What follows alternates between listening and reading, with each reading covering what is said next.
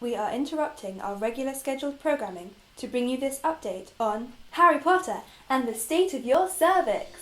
Now, I recently turned 25, which means I got a letter that all cervix-owning people will be very familiar with, that dreaded letter inviting me for my cervical smear test. You might be thinking, Emma, what are you doing? Why are you talking about this when you usually talk about books and it's all happy and nobody has to think about the state of their cervix?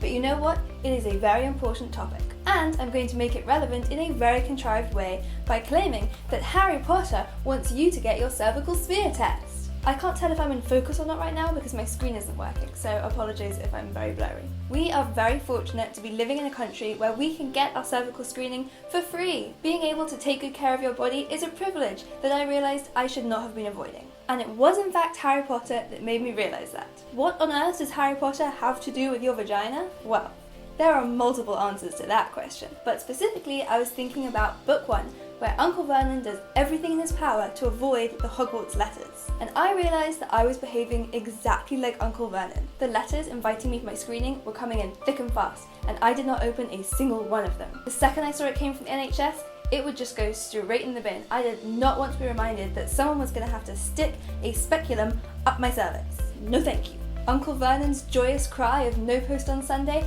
felt very relatable to me. But of course, there's a lesson to be learnt here. If you avoid your letters for long enough, a big giant will come and knock down your door. Also, it turned out that the letters were a really great thing. So, moral of the story, I think, is to open your post. So I opened the letter, and I read what I was supposed to do. But it still did not sound appealing in the slightest. So I thought I'd read book 2 and see if it could offer me any helpful words of advice. And you know what I found? You know what the moral of this story is? Open the Chamber of Secrets. That would be better if I could wink. Did I wink then or blink? Book 3 hammered that point home even more. Lol, hammer. Harry Potter and the Prisoner of Azkaban is all about facing your fears and realising that you had the strength in you all along, which, you know what, when you're staring at a letter that's talking about inserting a speculum into your cervix, is some pretty reassuring advice. Maybe it wouldn't be so bad. Maybe I would find that my Patronus could guide the way. Harry Potter and the Goblet of Fire didn't really help at all, because in this one it seems to be that when you go into the unknown, somebody dies. So that was not what I wanted to hear. But it did have this rather helpful quote. Numbing the pain for a while will make it worse when you eventually feel it. Maybe getting the discomfort of the smear test over would be worth it to save any pain that could happen further down the line. Book 5 was very fitting. As fitting as it could possibly be when I am really forcing this metaphor. This one is all about how there are unknown dangers out there and you need to be prepared. Maybe by forming Dumbledore's army, or maybe by getting your cervical smear test. What can we say about the Half-Blood Prince? If you don't get your cervical smear test, Dumbledore will die.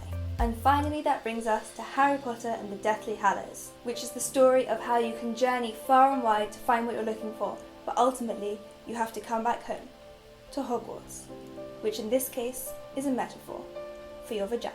So there you go. Those are my reasons why Harry Potter convinced me to get my cervical smear test. And I hope this maybe encourages you to get yours if you need one. I will put some links below with more information about it. It really wasn't that painful in the end. In fact, it wasn't painful at all. It's not super comfortable, but it didn't hurt. For some people, if you have a condition like vaginismus, it might be more painful, but I do know that in some cases they offer it under anaesthetic if that might help, so you don't have to worry that that would prevent you from getting the test done. Do go and check out the links. They will be much more informative than my stupid Harry Potter metaphor, but you know what? It worked for me. It got me to the clinic and I feel much safer and really good about having done it. So don't be Uncle Vernon. Open your post and read about it and keep yourself safe. And sorry for this whole video. Don't forget to like it or dislike it because it was terrible. You can follow me anywhere else on the internet. My social links are coming up. And subscribe to my channel if you want to see new videos every Monday and Friday. See you next time!